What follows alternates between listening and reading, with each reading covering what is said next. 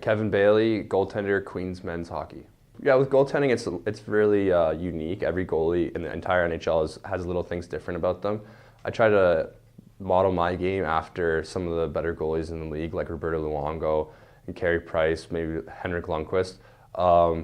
Saying I try to play like them is kind of comedic because they're so good, like they're the best in the world. So I definitely am not comparable to them, but I would like to model aspects of my game and how I play in certain situations after guys like those. I'm unfortunately a Leafs fan. I know it's difficult. We've had a couple tough games against Nashville and Buffalo, so I'm in hiding right now.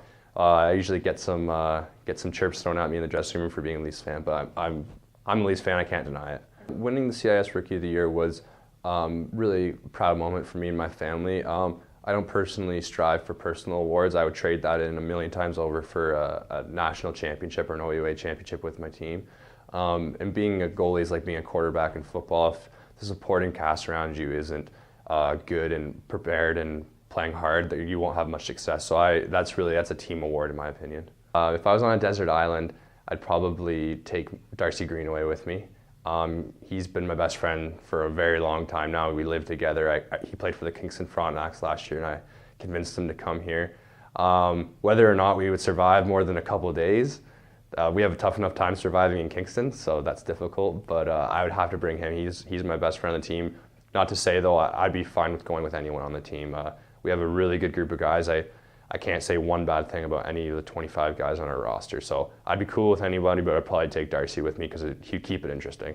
Probably the worst would be Eric Ming because he'd just be bugging me all the time, being negative and complaining about everything. And I would probably, him or Taylor Clements, because Taylor Clements sings all the time and I can't stand that either. So one of those guys, I would have a more difficult time living than anyone else. So we have Taylor singing all the time. It's not as good as Taylor Swift.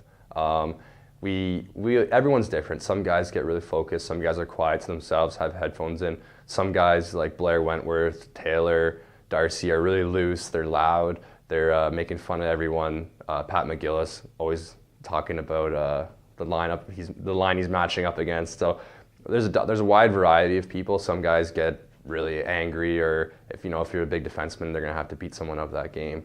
Everyone has their own little way to get ready before a game, so the atmosphere is different. But I would say we definitely would have the party music going. Got to get ourselves amped up before we head out there. Right now, I like Break Free Ariana Grande, and I'm not afraid to say it. She's awesome. Most unreal moment on the ice would have to be, well, it's kind of bittersweet, but probably the last game of our winning streak last year. We started the season last year with 17 games without a loss. So I don't want to say the loss was my most proud moment at Queen's Ice so far, but after that we kind of reflected on it and we looked back on it and we said what we did was pretty special. So as of right now, that would be it, but I'm hoping we had 1 or 2 OUA championships that I can say are my proudest moments.